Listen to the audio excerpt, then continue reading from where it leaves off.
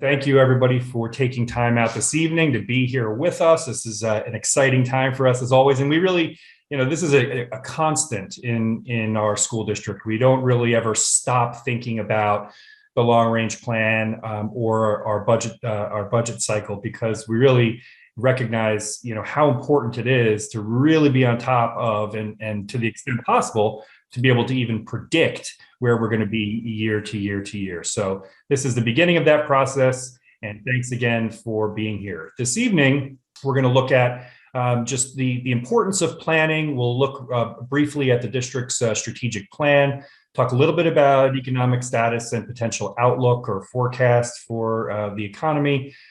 Show you a bit of some of the work we've been doing over the course of the last 6 years in terms of trying to save taxpayer dollars, continuous improvement throughout the school district, and looking for ways to be able to shift or redeploy resources to fund new initiatives. Our guiding principles behind the development of plans, and then, of course, setting up for feedback and then next steps. So as we think about the cycle of planning, just as a review, we have a strategic plan. That's a 4-year plan, but we look at it annually. That plan helps us to then build our Board of Education and superintendent and school district goals and objectives, which is then also related to all of our building level plans and goals and objectives. So this is a process that starts way up at the top with the strategic plan and the Board of Education, and then moves all the way through the school district, through our buildings, through our departments, to make sure that everybody's aligned to our overall goals and objectives. We then look at our long-range plan, which we'll take you through the schedule for that, or the calendar of that, in just a couple of slides. And then we get to our proposed budget for the 2023-2024 academic year. It's so hard to even imagine we're already talking about that, but here we are at the end of October. So planning is important. I mean, for those of you who have been part of this process over the years, that we always come back to how important it is to have a solid plan in place, to know where we're going, but also to be able to attend to all kinds of variables that are very difficult to predict. And we don't need to go into all the last several years of unpredictability, but even just thinking about our economy, where we're looking at a potential recession or inflation right now, state and federal aid, how is that going to play out in the future? Are there going to be any changes to the tax cap, or how is the tax cap going to impact our ability to grow to the extent that we need to? Changes in federal tax code, of course, when you think about state and local tax deductions and those types of challenges that we've experienced over the last couple of years. Aging facilities, tax certs, enrollment, whether it's going up or it's going down, student needs as they change year to year to year, and negotiations with our collective bargaining units, as well as any potential policy changes that might come from the state education department. There's always a lot that's going to be sort of playing on the sidelines and in the background. And for the school district, it's really important that we have a strong, solid footing and plan in place, so that regardless of what sort of the world may throw at us, we can make adjustments and make shifts where need be to continue to be able to support our children and our instructional program. So planning also encourages our school district and the members within our school district to really be effective and efficient with the resource that we have. We really are looking to and talking with our administrative team members this year about considering how important it is to reallocate resources rather than to think about adding additional dollars on top of dollars. We really want to make sure that each year we're being as efficient as we possibly can, finding efficiencies where need be, but also, and the Board of Education has been talking a lot about this, also making sure that we're reviewing our programming. And if we can make shifts to see a better, forgive me, but bang for our buck, to consider those shifts as well. We also want to make sure that we're in good fiscal health. So, each year the comptroller's office does a fiscal stress test on all the school districts. There's our bond ratings. We want to make sure that the school district is nimble and is able to make adjustments where need be, and that we're not worried about or potentially worried about any catastrophic fiscal problems down the road because of poor planning. So things like structural deficits or the like, those are things that we don't have to worry about in White Plains because of the plans that we have in place right now. We also want to make sure year to year that we're able to support all of the programming and members in our organization. But one of the things we never want to have to do is be shedding program or shedding personnel because we don't have the ability to sustain the plans that we have in place year to year. And then finally, we need to make sure that we're considering the long-term implications of decisions that we're making today. So when we think about things like collective bargaining agreements, when we think about things like capital planning, these are all looking into the future as well, not just about this year, but in future years to make sure that it's sustainable over time. In our long-range plan, there are a lot of different areas that we look into, everything from our vision to our community's priorities. And that's one of the things that we're focusing on here this evening, is to get that feedback from our community members as we go into the budget process.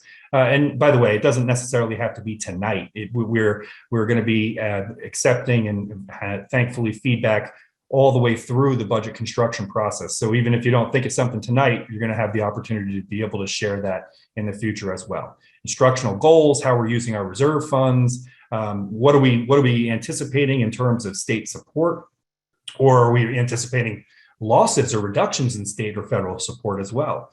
Thinking about our strategic plan, right? So we have our educate, support, and partner areas, in making sure that we have the programming in place to support our children, not just the regular run-of-the-mill, academic program, but a very comprehensive and dynamic program that allows our children to move into higher level, middle level, additional support areas if need be, and supports every single learner where they are. And this is, of course, a huge undertaking when you consider all of the various needs of every unique child in our school district.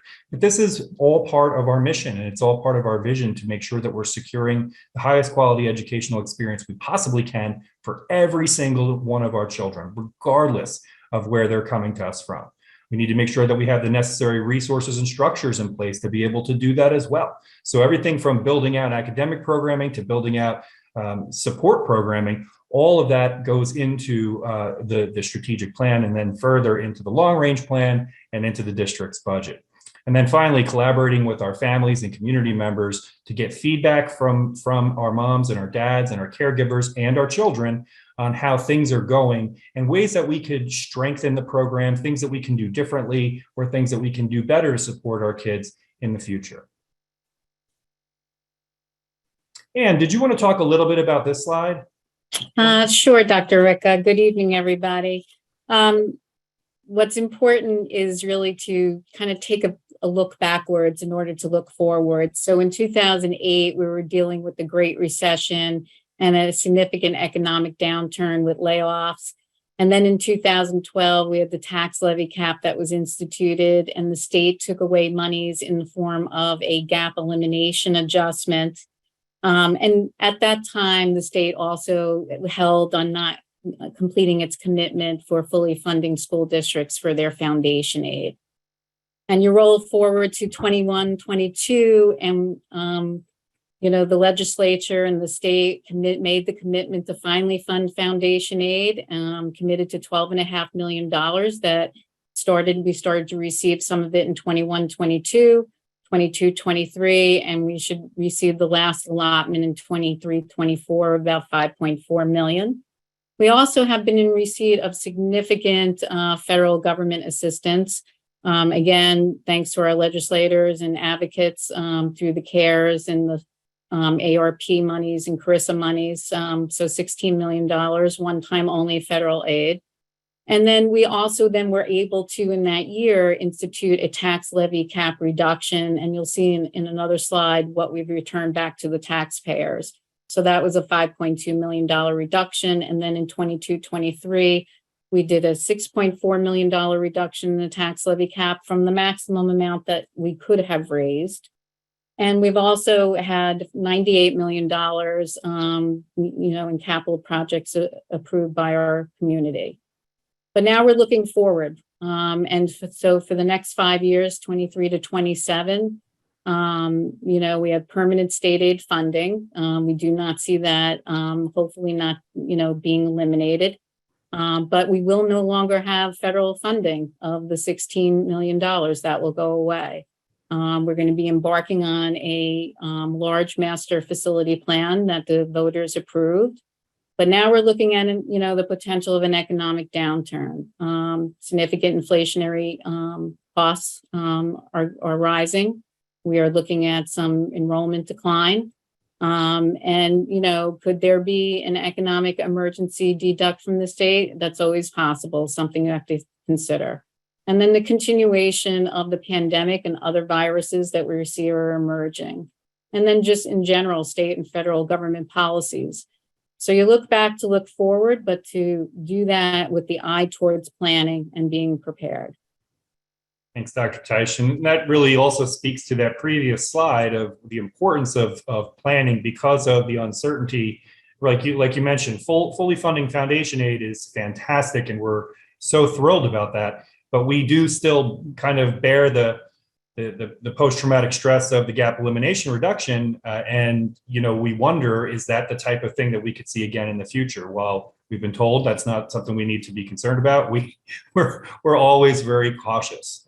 And again, when we look at the economic outlook right now, and this is not a slide that anybody needs, this is not news to anybody, we are seeing costs rising everywhere, whether it be at the grocery store or whether it be with energy, electricity, gasoline, oil, everything we have seen a rise in. And then in terms of the costs associated with labor, we've seen those costs go up. We've also continued to see supply chain challenges. We've also continued to see difficulty in terms of identifying folks who are available to do work. It's an interesting time right now, and anybody who's involved in capital projects knows that this has been a challenging time to be able to forecast with any effectiveness what final costs will actually be because of the volatile nature of the market right now. We do always look at enrollment in as well, and this was something that I think is important. We bring it up every year, and we change. It changes from year to year to year depending upon live births. But we do a demographic study, and this study is showing us that over the next 10 years or so, we could be looking at a projected loss of enrollment of around 830 students, 829 students. Again, live births have been down, and we aren't sure if and that's, by the way, that's not just White Plains, that's nationwide.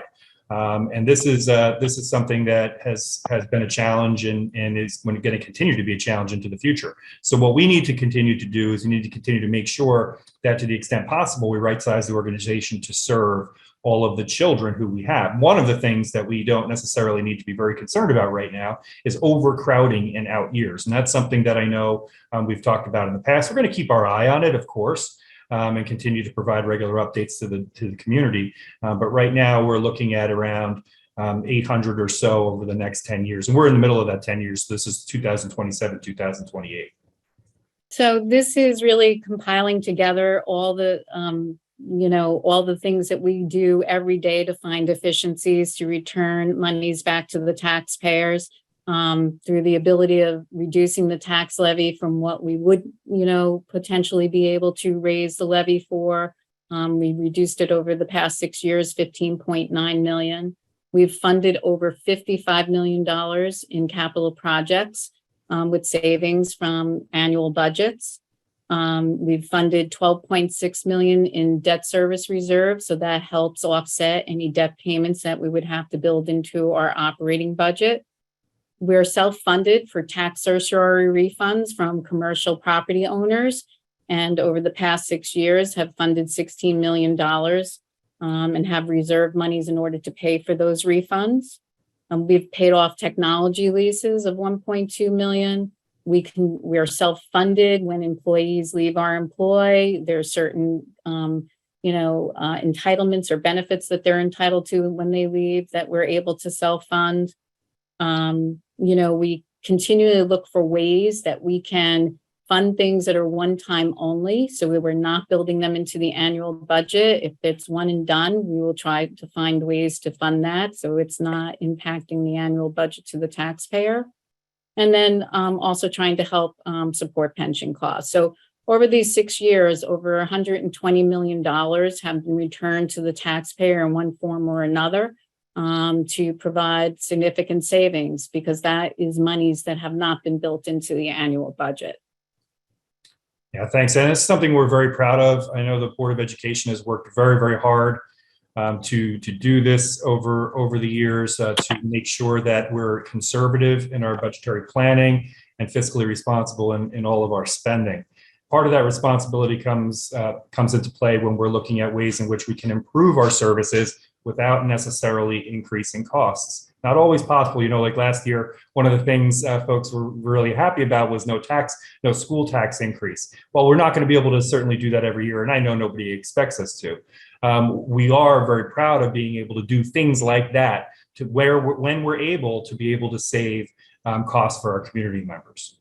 So when we look at our program, we want to, again, as I mentioned just a few slides before, we really want to take a deep dive into our programming and our outcomes and what students are telling us about our programming, how they're enjoying it, how things are stacking up for them, and making their experience in the White Plains City School District a strong, positive, and engaging experience. So ongoing programmatic reviews. I can tell you, Dr. Hand, our coordinators, our directors, are always digging deep into our programming to identify areas that can be improved upon, or even new ways in which we can bring educational experiences to our children. Some of this can be driven by SED when there are changes that are required at the state level, but most of the work that takes place in our school district with regard to continuous improvement is driven within the school district.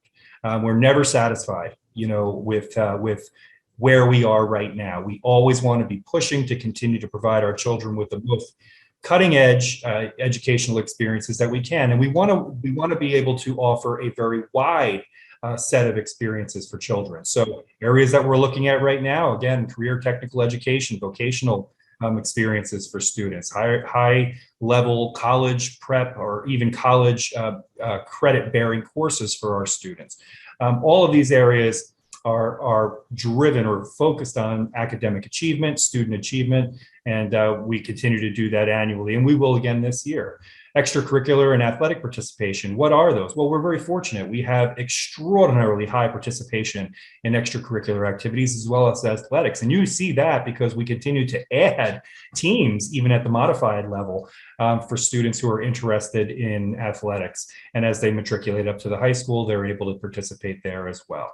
Additional programming for our students, whether it be before care programming, after school programming, enhanced summer programming. All of these areas are focuses that we look at annually because we want to continue to build upon successes and strengthen up any areas that could use improvement.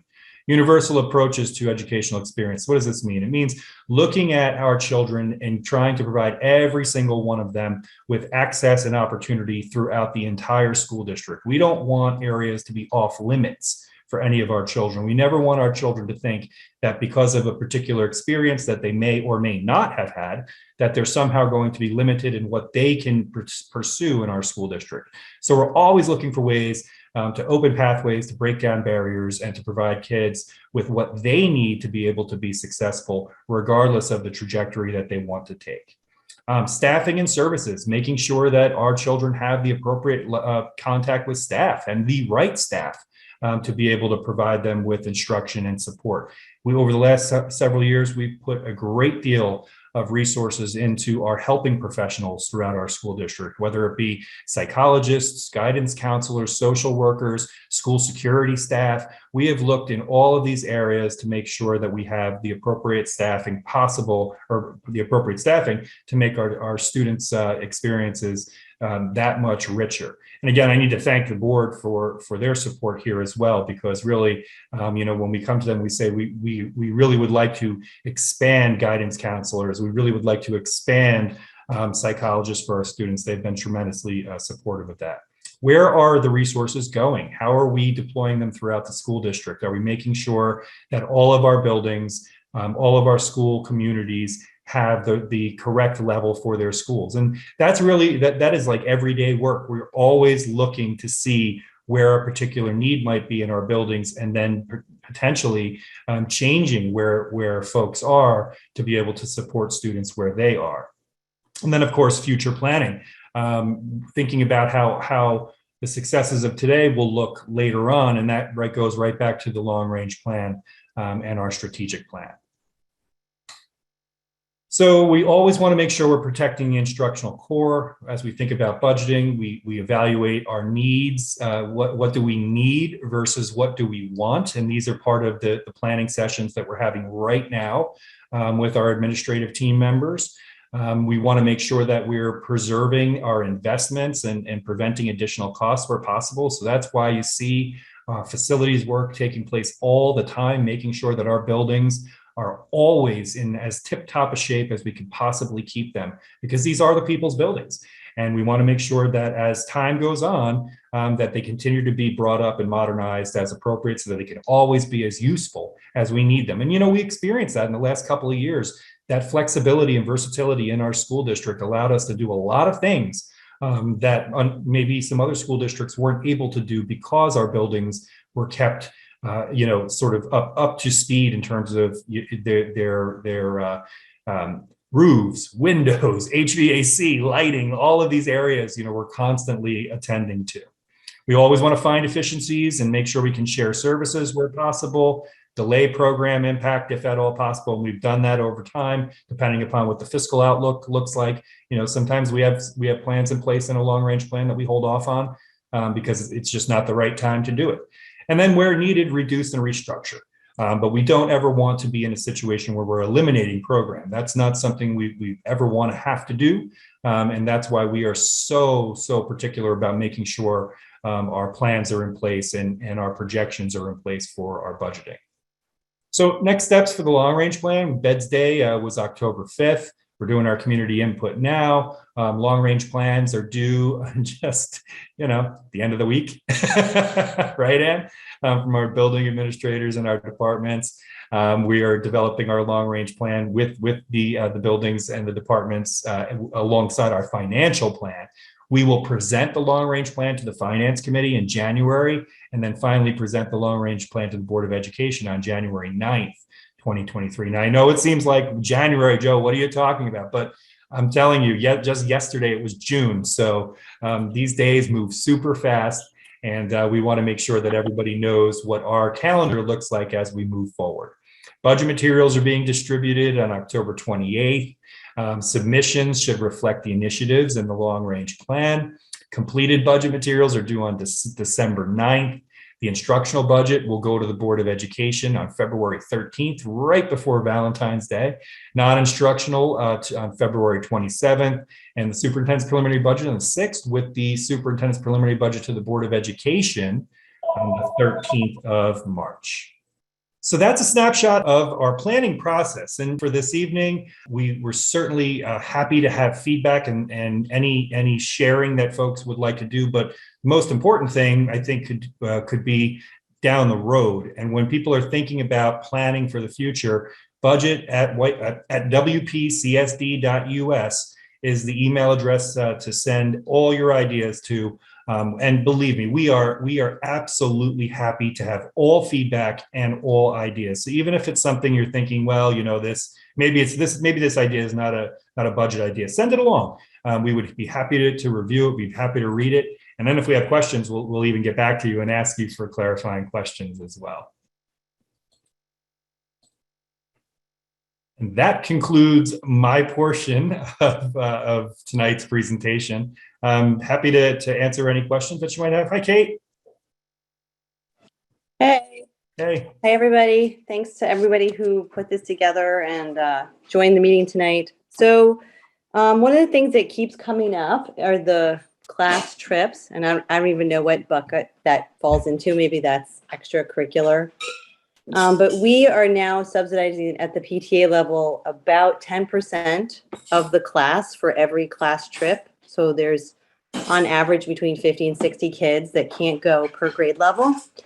And I was just wondering if we as a district could make a commitment to either scale back our trips, which would of course be in that, reduce or redact category, which is not the ideal, or find a way to better fund and create equity at the school trip class activity level. Because it's really hard for the PTAs because we don't plan those trips and we're not part of those conversations to really be able to provide the resources at the levels we'd all like to allow every kid to go on every trip and participate in every class activity.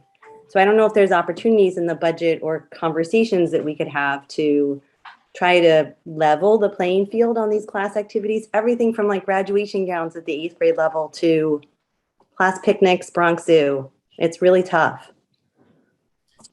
Yeah, thanks for that, Kate, and also to the PTA, thanks for always stepping in and trying to help as best you can. I know that if you guys could do it all the time, you would just do it. That's not even the question.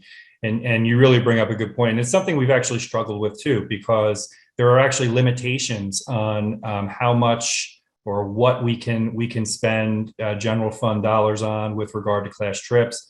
And then, you know, in terms of who would be funded versus who wouldn't. That makes it really challenging. So like for the school district to be able to fund class trips and then pay for 100% of participation, that wouldn't be something that we would be able to do. But I'll tell you what, we will absolutely take that feedback and see, you know, how we might be able to make adjustments, maybe to be able to support in a different way, you know, those kiddos who have problems or have challenges being able to you know, put the monies forward for those trips. Thanks, Kate. First of all, thank you so much for even having these meetings. I think it just sets a huge precedence that you invite people to sort of give their input. So I just wanted to give my 2 cents, if that's all right. So Sure. just to introduce myself, my name is Lee Moore, and my husband is here too. He's at work. He's a firefighter in the Bronx, so he's got a call, so he's not there, but he's here with me. I just want to tell you a little bit about my situation and advocate for in regards to special education. I'm the parent of a child in special education, specifically a 4th grade student in the ICT class. Last year, more than 50% of the students in my son's class were students with disabilities, including my son. While the ratio in White Plains did meet and fall within the guidelines, having classes with ratios that are in balance don't always make for best practices. So I just did a little bit of research, and according to the New York State Education Guidelines, there's a question and answer section. It's actually question 40, and it says, what is the maximum number of non-disabled students that can be included in a class where integrated co-teaching services are provided? And the response to that is there is no regulatory maximum number of non-disabled students in an integrated co-teaching class.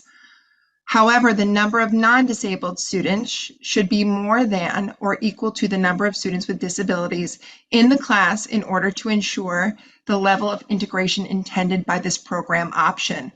A CSE's recommendation for integrated co-teaching services should consider the overall class size of the enrollment, which includes students with disabilities and non-disabled students, and the ratio of students with disabilities to non-disabled students in relation to the individual students' learning needs. An important consideration in determining the number of students with disabilities and non-disabled students on an integrated class roster is that the ratio must not result in a de facto segregated class, which would undermine the philosophy of inclusive practices. It's also important to note that New York City stays within the 60 to 40 ratio, meaning 60% non-disabled to 40% of students with disability. Here is a quote from New York City's memorandum regarding the changes to Part 200. It says, New York City will continue to adhere to its policy whereby the maximum number of students with disabilities receiving ICT services in class cannot exceed 40% of the total register of the ICT class. And the rest can refer to the State Education Department. I would love to explore whether funding is an issue for our programs or whether our budget allocation to special education should increase. In the case of my son's cohort, in which 12 students, which later dropped to 11 students with disabilities in a class of 21, I'm left wondering why these ratios are not prompting another section opening. While we did have sections open at George Washington, they did not address the current cohorts that were imbalanced. As we look ahead to next year's budget, I implore you to look at the ratios inside our special education cohorts and consider opening new cohorts when sections are packed. Who knows, you may be surprised to find that my son's class is not an outlier. I asked the board to pause before and the community to pause before we open new programs and make sure that the ones that are in place are supported for all of our children. We are White Plains, we can do this. So I come with a positive energy, but I feel like you have to speak up before, and then you can say something after, but I just would like to say it's really important that as we look to adding, let's make sure that what we have in place is supported. Absolutely. Thank you very much, Ms. Moore. And thank you, Mr. Moore. It's gone. Thank you for hearing me. Absolutely. Hi, I'm Pam Tuminello. I guess Miss Moore took the words out of my mouth because that was also an area of concern for myself because, you know, my daughter's a student with an IEP and ICT at Eastview Middle School. So I know when I did speak, but then they fixed her class, but not the other class. So that's very concerning for me. So I was also inquiring about the funding for the ICT classes. Are we gonna have more staffing so that we're in compliance with, you know, state law as well as with the IEPs? And I'm also inquiring about staffing, about having a resource room program, which is part of the continuum of special education, as we all know. So I think that's something that, you know, we should look into because many students need that resource room support, mostly at the secondary level. So I'm just inquiring because I saw that you were going to use staffing. Is that an area that we're going to, you know, really look into? So this way, you know, students are getting the services that they need, because resource can be an excellent period for those students that are struggling, but they're able to still, you know, go into those general education classes. So, I mean, that's just because I didn't see anything in the today's presentation about special education. So I just inquiring how that's going to be funded within the community. Yeah, absolutely. And thank you very much, you know, for that feedback. And it dovetails very nicely with Lee's. And just so that, you know, I just want to make sure I know you didn't mean this, but we're not out of compliance, but the best practice of making sure that the ratios are manageable, that's really important. So regardless of compliance, we want to try and get that right. Absolutely.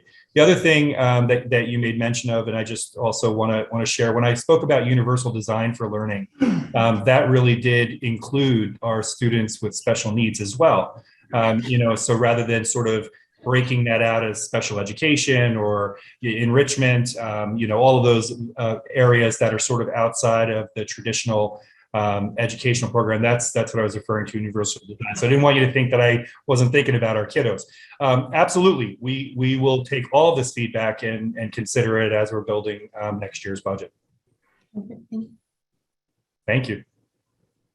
budget@wpcsd.us. That is the email address to send ideas and questions. You can also send questions, but here's the secret just between us. It's really going to me and Ann. So if you have a question, you could always call us too. We'd be happy to answer it. But I do want to, I want to thank, and this is tremendous. As always, these guys always come through. We have almost every board member here this evening jumping in. So thank you so much to all of our trustees for always cutting out time and being around for us. Really appreciate it. Anybody have any other questions, comments, or concerns about anything at all? Then I'd like to say thank you very much and look forward to getting that feedback, and we'll continue to talk with each other as we move forward in the planning process. As I mentioned earlier, you know, and this goes for everything, you can always reach out to us if you have any questions, comments, or concerns about anything at all. We're always available for you. So thanks everybody for jumping in tonight. Have a great night. Thank you. Thank you. Thanks, Kate. Thank you. Good night. Thank Thanks, you. Rosemary. Thanks to my bosses for being here.